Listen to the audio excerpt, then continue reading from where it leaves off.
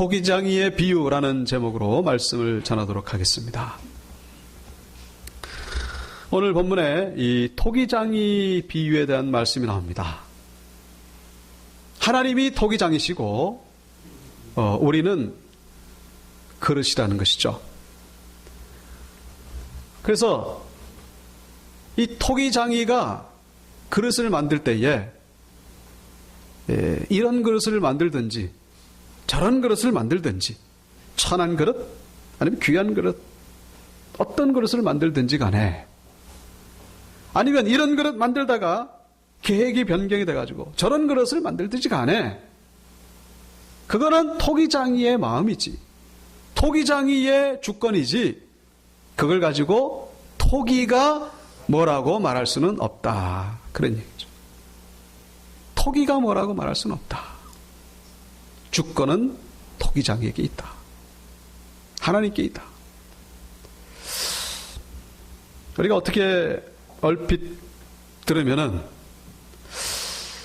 속된 말로 하나님은 그럼 엿장수신가? 하나님 마음대로 하고 사람은 허수아비인가? 사람은 그저 그냥 꼭두 까시고 로봇인가?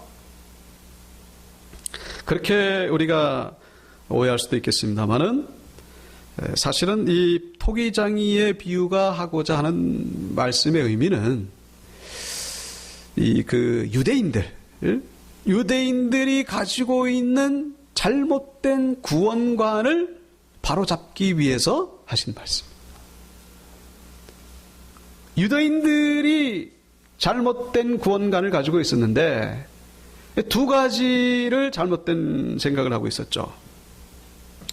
첫째 뭐냐면은 이스라엘 백성들만 구원받는다 이런 생각을 가지고 있었습니다.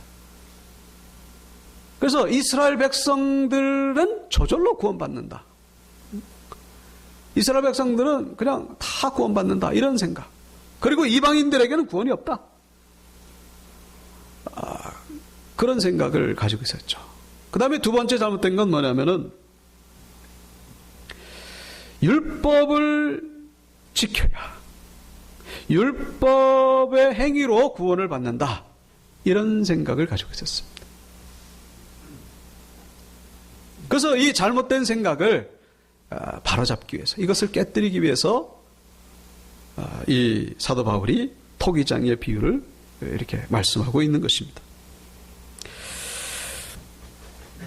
자, 이 토기장의 비유를 좀 더 이해를 돕기 위해서 제가 예를 들겠습니다. 이 사실 이 토기장의 비유는 조금 신학적으로도 어려운 그런 부분에 해당됩니다. 자, 예를 들어서 이제 토기장이가 이제 아주 귀한 그릇, 흰색으로 아주 100개를 이렇게 만들었어요. 100개를 만들고 여기다 이제 좋은 데다가 놔뒀습니다. 그리고 이젠 한 50개 정도를 막 쓰려고 이제 천한 그릇으로 이제 만들었습니다. 그래서 100개는 좋은 그릇이고 50개는 천한 그릇이에요. 근데 50개를 딱 만들고 나니까 이 그릇이 너무나 멋있는 거예요. 응? 너무나 아까운 거예요. 그래가지고 이 50개의 그릇, 이거는 이제 검은색이에요. 그래서 이것을 다시 정성을 다듬어가지고 뭐 이렇게 조각을 하고 그리고 유약을 바르고 그래서 어떻게 보면 이 흰색에 원래 귀하게 쓰려고 했던 것보다 더 좋아진 거예요. 그래가지고 이 천한 그릇을 귀한 그릇으로 만들었잖아요, 이제.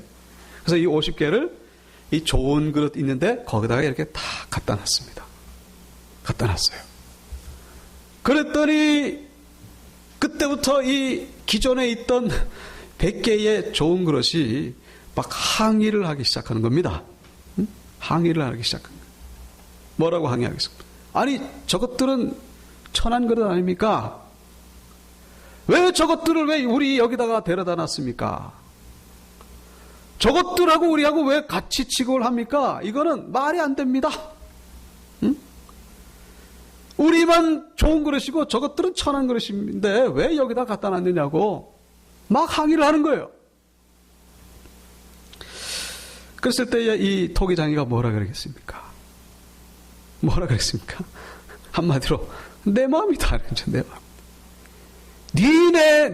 너희들이 뭘 그렇게 말 자격이 있냐? 내가 이 천하게 만들려다가 귀하게 만들든지 아니면 바꿔서 그렇게 하든지 그건 내 마음이지 왜 너희들이 이렇다 저렇다 이 얘기를 하느냐? 너희들은 그릇이지 그릇으로 만들어진 것에 대해서 감사할 뿐이지 왜 이렇게 저렇게 항의를 하느냐? 그 얘기죠. 그 얘기가 바로 오늘 본문에 나오는 겁니다. 그래서 여기 20절에 보면은 내가 누구에게 감히 하나님께 반문하느냐? 지음을 받은 물건이 지은 자에게 어찌 나를 이같이 만들었냐 말하겠느냐? 토기장이가 진흙 한 덩이로 하나는 귀히 쓸 그릇을 하나는 천이 쓸 그릇을 만들 권한이 없느냐? 천한 그릇, 귀한 그릇 그거 만드는 건 하나님의 주권이지 사람이 어떻게 하는 게 아니다라는 것이죠. 그리고 여기 그 22절에 보시면은 멸하기로 준비된 진노의 그릇을 원래 이 그릇은 진노의 그릇이에요. 그냥 박살을 내려고 했던 그런 그릇인데 오래 참아가지고 이것을 좋은 그릇으로 이렇게 다 옮겨놨다면은 그 그릇이 얼마나 감사하겠는가? 얼마나 그 감사함으로 인해서 하나님의 영광이 드러나겠느냐? 이 검은색 그릇이 흰 그릇이 된 것에 대해서 감사하고 있는데 너희들 원래 흰 그릇은 왜 그거 생각 못하고 너희들만 귀한 그릇이고 너희들만 값비싼 그릇이고 그렇게 생각하느냐? 그렇게 생각하지 말라는 거예요. 자, 그러니까 이제 이 여기서 원래 흰 그릇은 뭡니까? 이 유대인이죠. 원래 백그릇은 흰 그릇은 유대인이고 이 검은색 그릇 천이 쓸 그릇으로 만들려다가 귀하게 변하게 된 거 이거 뭐예요? 이방인이죠. 이방인. 바로 그런 관계입니다.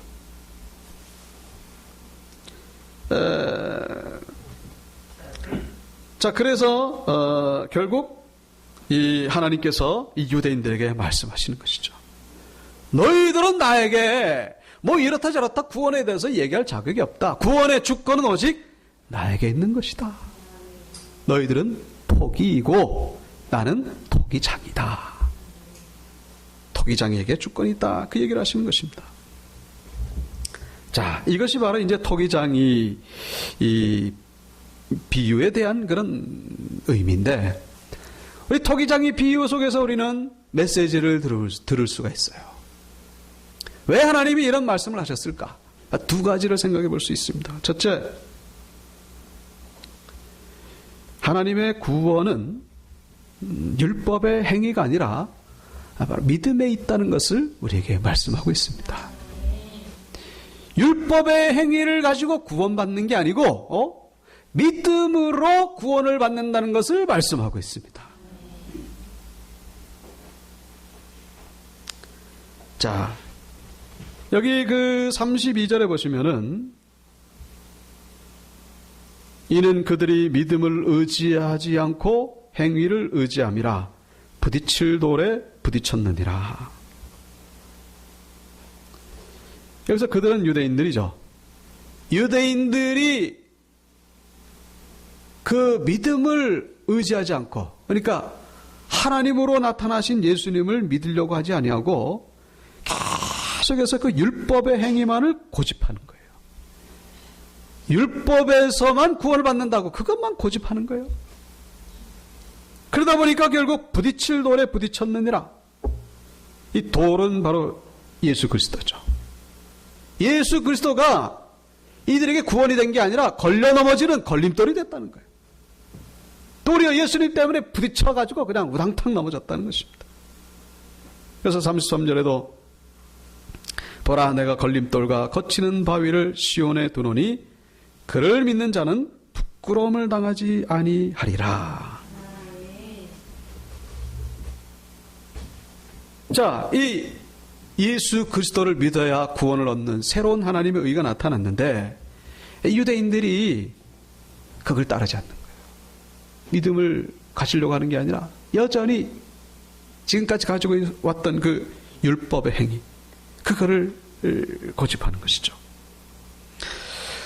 그러니까 이 예수님은 기존의 유대인들의 그 구원관을 완전히 깨뜨려 버리는 거예요. 완전히. 기존의 유대인들은 뭐 이 율법을 지켜야 구원을 받는다 그러는데 그게 아니고 예수를 믿어야 된다. 이 얘기를 말씀하시니까 그거를 지금 못 받아들이고 있는 거예요. 여러분, 우리가 구원을 얻기 위한 유일한 조건은 뭡니까? 믿음이죠. 믿음. 그런데 이 구원의 조건이 믿음이라고 하는 것은 신약에서부터 시작된 게 아니고, 그러니까 구약 시대 때는 율법이고 신약에서는 믿음이다. 이게 아니고 원래부터 구약 시대 때부터 구원의 조건은 믿음이었다는 것을 우리가 기억하셔야 됩니다. 구약 시대 때는 율법이고 신약에는 믿음이고, 이게 아니라 구약도 믿음이고 신약도 믿음이라는 거예요. 그러니까 구약에는 하나님을 믿는 것이고 신약에는 예수님을 믿는 것이고, 믿음으로 구원을 얻는 거예요. 유대인들은 아주 큰 착각에 빠져 있었던 거예요. 그러니까 율법이라고 하는 것은 그 구원 조건이 아니라 질서 지키게 하려고 주신 거죠. 율법은 질서 지키게 하려고. 그리고 또 믿음 생활을 잘 하도록 도와주기 위한 게 율법이에요. 율법 자체가 구원이 되는 건 아니에요. 구약에 보면은 아브라함이 있지 않습니까? 아브라함은 이 율법 이전의 사람이죠. 율법은 모세 때부터 시작됐으니까. 아브라함은 모세 이전 사람. 그러니까 율법과는 아무 상관이 없는 분이에요. 율법을 들어본 적도 없고 율법을 지켜본 적도 없는 아브라함. 그러나 성경은 아브라함을 가리켜서 뭐라 그러냐면은 아브라함이 하나님을 믿음에 이를 그의 의로 여기셨느니라.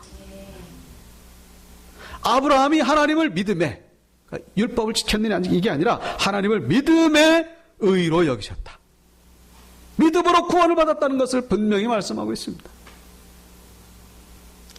그리고 또 이 모세 시대 때, 율법 시대 때에 또 사람으로 이드로라고 있습니다. 이드로가 누군지 아십니까? 모세의 장인어른이죠. 모세의 장인어른. 모세의 장인어른 이드로는요, 유대인이 아니에요. 율법과는 상관이 없어요. 그런데 그가 구원을 받았을까? 그도 구원을 받았습니다. 성경은 뭐라고 이 이드로를 소개하고 있냐면은, 이드로가 이제 하나님을 기뻐하면서 하나님을 찬양했다라고 그렇게 기록하고 있어요. 그리고 이드로가 모세와 함께 하나님 앞에서 떡을 먹었다라고 기록하고 있습니다. 그리고 이드로가 모세에게 1000부장, 100부장, 50부장, 10부장을 가르쳐줬어요. 그래서 모세가 그대로했습니다. 그리고 이스라엘 백성들은 가나안으로 가고 이드로는 자기 길로 갔다, 그렇게 돼 있습니다. 여러분, 이드로에게 구원이 없는 것으로 보이십니까? 그렇지 않죠. 하나님을 기뻐하고 하나님을 찬양. 제가 뭘 말씀드립니까? 이 율법을 지켜가지고 구원받는 게 아니고 아무 상관없어요. 율법은 믿고 난 다음에 구원받은 백성이 이제 질서 지키는 거예요. 질서. 그리고 신앙생활 잘 하도록 하기 위한 그런 도구로 쓰이는 것이지 율법이 구원이 되지 못한다는 사실. 이 유대인들은 잘못된 생각을 가지고 있었던 거예요. 율법이 아니라 예수를 믿어야 된다. 예수를. 너희들 하나님을 아브라함이 하나님을 믿었던 것처럼, 이드로가 하나님을 믿었던 것처럼 그렇게 하나님을 믿어야 된다. 그런데 이 유대인들은 그게 아니에요.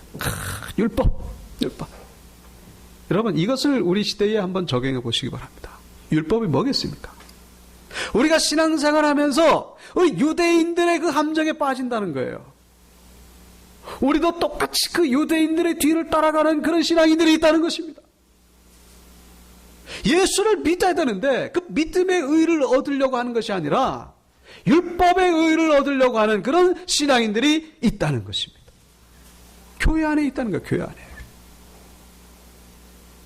율법은 뭐냐면요, 저는 그렇게 표현하고 싶습니다. 율법은 겉으로 드러난 의, 믿음은 속에 감추어져 있지만 그것을 하나님께 보관해드린 의. 아멘. 이해가 되십니까? 율법은 겉으로 드러나는 의예요. 그런데 이 율법의 의가 잘못된 것은 아닙니다. 절대로. 이것도 있어야 돼요.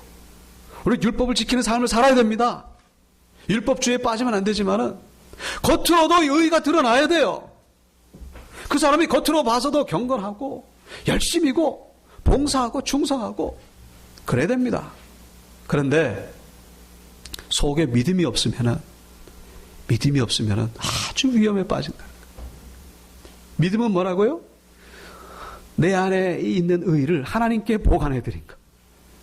의를 내 안에 쌓는 게 아니라 하나님께 보관해 드린 것. 그게 믿음이에요. 그 내면적인 의죠. 이것과 겉으로 드러난 의가 함께 가야 됩니다. 함께. 내면적인 이 믿음만 가진 사람은 또 그런 사람은 없어요. 우리 안에 진짜 믿음이 있으면요, 겉으로 드러나게 돼 있습니다. 내 안에 기쁨이 있잖아요. 얼굴에서 드러나게 돼 있어요. 내 안에 헌신과 충성된 마음이 있으면 반드시 행동으로 나타나게 돼 있습니다. 행동으로 드러나지 않는다면요, 그거 없는 거예요. 그거. 없는 겁니다. 문제는 뭐냐면은 내 안에 믿음은 없는데 겉으로만 이 의가 드러나면은 이게 아주 무서워진다는 거예요. 이게 바로 유대인들이라는 거예요. 율법을 고수한 유대인들. 그래서 겉으로는 뭐 이 종교 생활이죠, 말하자면은 이 종교 생활을 이게 하다 보면요, 드러나는 특징이 있어요. 그게 뭔지 아십니까? 그게 바로 다툼이에요. 다툼. 부딪힙니다. 부딪혀요. 자기의 공로의식. 그러니까 믿음은 없고 겉으로만 이게 드러나다. 물론 100% 겉으로 드러나는 의만 있고 믿음은 0이고 이런 사람은 없죠. 네. 어느 비중이 더 크냐. 이게 50대 50으로 가야 되는데 이게 그냥 겉으로만 이게 드러나는 거예요. 믿음은 그냥 뭐 별로 신경 안 써요. 이거는 뭐냐? 이런 사람들은요, 반드시 자기 의의가 드러나게 돼 있어요. 자기 의의가 드러납니다. 그 의의가 이제 분노로 나오게 돼 있고, 다툼으로 드러나게 돼 있고, 그래서 분열로 깨지죠. 깨집니다. 사람에게 인정만 받으려고 하는 그런 모습.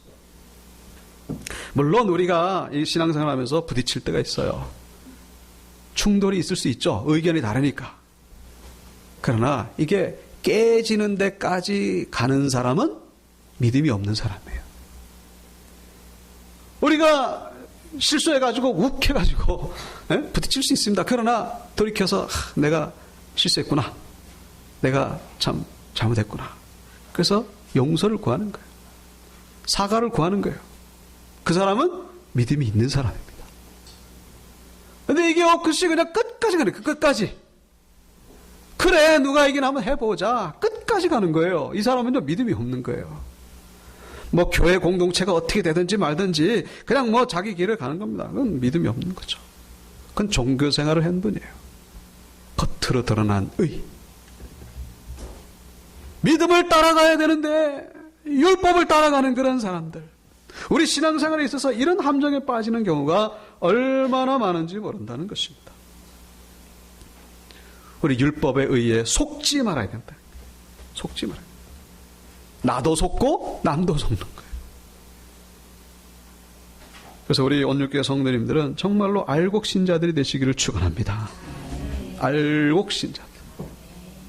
속에서부터 이렇게 우러나오는. 여러분, 봉사하기 싫으면 하지 마세요. 그냥 겉으로 그냥 드러나는 이런 그런 그 의의를 보이기 위해서, 나를 드러내기 위해서, 나를 자랑하기 위해서 거기서 문제가 생기는 거예요. 거기서. 일을 안 하는 사람들이 끼부려 있으면요, 별로 문제가 없어요. 물론 그 자체도 문제겠지만은 부딪힘은 없다는 것입니다. 하나님이 인정하시는 사람은 행위가 의로운 사람이 아니라 먼저 사과하는 사람이에요. 먼저 용서하는 사람이라는 사실. 이런 사람이 인정받는다는 사실을 기억하시기 바랍니다. 여러분, 우리가 의로워 봐야 얼마나 의롭습니까? 예? 내가 알아봐야 얼마나 알고, 내가 봉사해봐야 얼마나 봉사를 합니까? 내가 하나님 앞에서 뭘 했다고 해봐야 뭐 얼마나 했다고 우리가 내세울 게 있겠습니까? 그건 율법의 사람.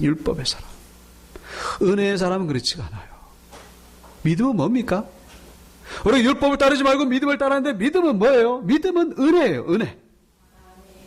은혜라는 건 뭡니까? 그냥 나의 존재, 이 존재 자체가 존재할 수 없는 존재인데 하나님 때문에 내가 존재하고 있다. 내가 하는 모든 것들, 내가 충성과 헌신과 봉사, 이것도 내가 하는 게 아니라는 것이죠. 내가 하는 게 아니라 하나님이 이렇게 하신다. 난 내세울 것이 없습니다. 오직 하나님만 영광받아 주옵소서. 하면서 내 안에 의가 쌓이는 거예요. 그 쌓이는 의를 하나님께 맡게 하라는 거예요. 하나님께. 내 안에 의가 쌓이면 이게 무서운 것으로 드러나게 된다는 것이죠. 우리 온육교회 성도님들은 그런 함정에 빠지지 마시기 바랍니다. 하나님이 우리 온육교회 성도님을 훈련시키시는 것 같아요. 그래서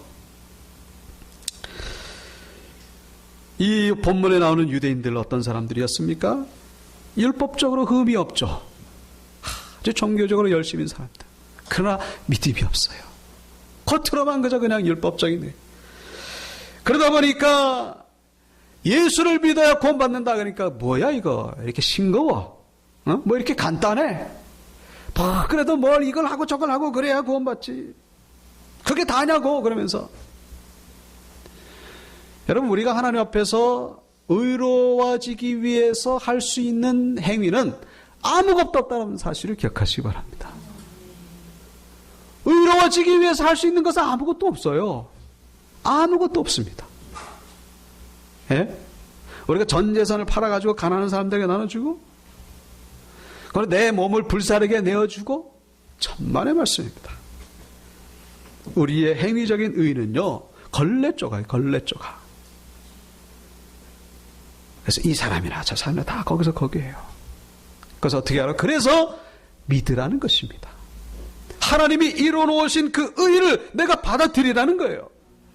우리의 의를 하나님 앞에 보이려고 그러지 말고 하나님이 웃긴다는 거죠. 웃긴다는 거예요. 가소롭고 너무 참 불쌍하기까지 너 도대체 뭐하냐. 내가 만들어 놓은 그 십자가의 의를 네가 받아들이면 되는데 도대체 뭘 하려고 그러냐. 받아들이기만 하면 되는데. 그래서 우리 사랑하는 온유교회 성도님들 하나님 앞에 엎드리시기 바랍니다. 더욱더 겸손히 엎드리는 거예요. 겸손히. 이 율법적인 의 때문에. 그래서 참 헌신하시고 또 직분이 있으신 분들은 뭐 오해하지 마십시오. 뭐 오해하시는 분들은 없을 것이라고 생각합니다. 우리는 신앙생활 열심히 하면서 더욱더 조심해야 됩니다. 더욱더 나 자신을 보고, 그래야 신앙이 성숙해지는 거고, 그래야 열매 맺는 것이고, 그래야 하나님이 기뻐하시는 겁니다. 나 자신에게 속지 마십시오.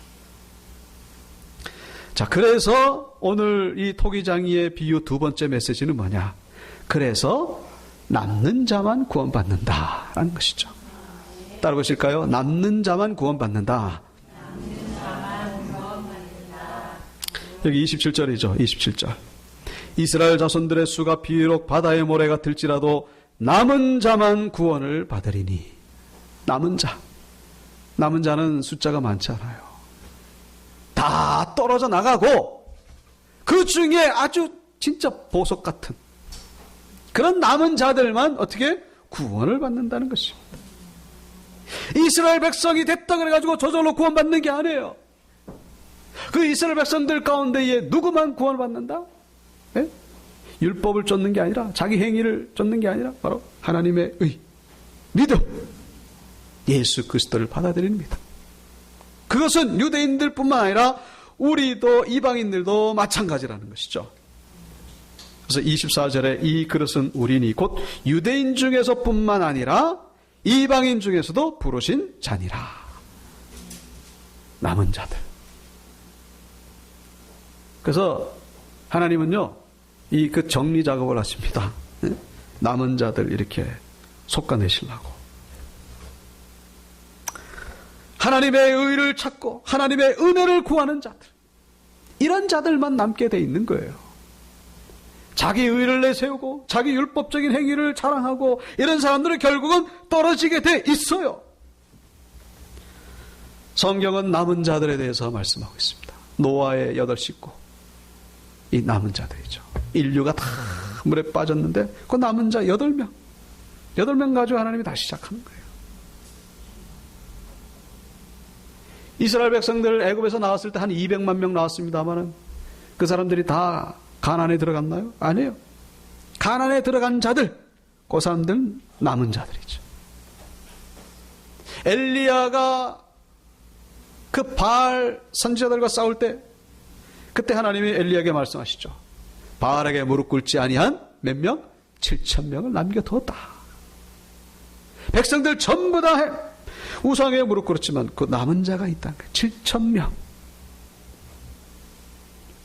예수님이 오병이어의 기적을 행하시고 나서 막 사람들이 막 인산이대로 모여오잖아요. 예? 근데 예수님이 한마디만 말씀하십니다. 누구든지 하나님이 허락하지 아니하고서는 나에게로 나올 자가 없다. 하나님이 허락한 자들만 나에게 나온다. 이 말씀을 하시고 나니까 이상하게 사람들이 썰물처럼 쫙 빠져나갑니다. 이상하게 쫙 다 나가요. 더 이상 예수님과 다니지 않았다라고. 근데 예수님이 12제자에게 묻죠. 너희들도 나를 떠나려 하느냐? 근데 12제자가 그러죠. 영생의 말씀이 여기 있사오니 우리가 어디로 가겠나이까? 그러면서 12제자가 예수님을 따라다닙니다. 그 12제자가 뭐예요? 남은 자라는 것입니다. 남은 자예요. 다 구원받는 게 아니에요. 우리 현대교회도 마찬가지입니다. 지금 800만 명 되지만 그게 다 구원받는 게 아니에요. 남은 자만 구원을 받습니다. 믿습니까? 여러분, 우리 온유교회 성도님들 더 이상 우리 모두가 다 남은 자들 되시기를 축원합니다. 남은 자들 되세요. 그냥 말씀드립니다. 합당한 이유 없이 교회에서 떨어져 나가면요, 합당한 이유 없이 교회에서 떨어져 나가면은 그 남은 자가 아니에요. 교회에서 남은 자가 돼야 돼요. 먼저 기도의 자리에서 남은 자들 되시길 바랍니다. 예배의 자리에 남은 자들 되시고 끝까지 남은 자들. 그래서 하나님은 쫙 쓸어버리신 거예요. 알곡과 가라지를. 예? 알곡과 가라지를. 환난과 미혹을 통해서. 환난이 오면 알아요. 진짜 신앙인지. 미혹이 오면 압니다. 진짜 신앙인지. 거기서 남은 자와 떨어져 나가는 자들이 구별이 된다는 것입니다. 춘천에 한마음교회라고 있습니다. 거기 이용진 성도라고 있었는데 이번에 어릴 때부터 무슨 다리를 절었어요. 그래가지고 청년 때가 돼가지고 병원에 가 검사해봤더니 다리를 자르든지 평생 그렇게 절면서 살든지 그래야 된다고. 그 제사에 빌어서 이제 하나님을 찾는 거예요. 교회를 나갔어요. 그래서 방언의 은사도 받고, 근데 하나님의 은혜로 그동안 목발 짚었는데 목발도 놓게 됐어요. 근데 그때부터 이제 또 슬슬, 설교 시간에 비판만 하는 거예요. 교회에 대해서 비판하고, 온갖 자기 혼자 잘난 척 하는 거예요. 비판하고. 사회적으로도 어떤 그 영향력을 미치는 환경평가 거기에서. 그래서 이 미디어에도 이렇게 알려지고, 매체에도 알려지고, 교회를 나간다, 말한다. 자기 의가 그냥 들어온 거죠. 그러니까 하나님이 사랑하시는 사람은요, 또 불러드립니다. 그래가지고 결국 또 한 번 쓰러뜨리죠. 만선신부증. 만선신부증. 걸린 사람 당사자에게는 그게 힘든가 봐요. 거기서 무릎을 꿇고 생명의 주관자 되시는 분은 하나님이시구나 돌이켜보면서 그제서야 비로소 말씀이 들리기 시작하다는 거예요. 그제서야 비로소 고난이 유익하다는 것이 그래서 우리가 하시는 말씀이죠. 그래서 이분이 깨달았다는 거예요. 환경 파괴를 막는 게 그게 중요한 게 아니라 내 영혼이 파괴되어 가는 것을 막는 게 우선이라는 것을 깨달았다는 거예요. 여러분, 율법에 의해 속한 사람이 하나님의 은혜를 의지하는 자가 된 그런 모습을 우리가 볼 수가 있습니다. 은혜를 의지하도록 하나님이 질병을 가져다 주셨다는 것이죠. 사랑하는 성도 여러분, 말씀을 마치겠습니다. 하나님은 토기장이시고 그리고 우리 모두는 다 각자 귀한 그릇으로 만들어졌다는 사실 감사드리시고 그리고 믿음으로 끝까지 남은 자들 되시기를 주님의 이름으로 축원합니다. 다 같이 일어나셔서 찬송 310장 하나님의 은혜로 있을 때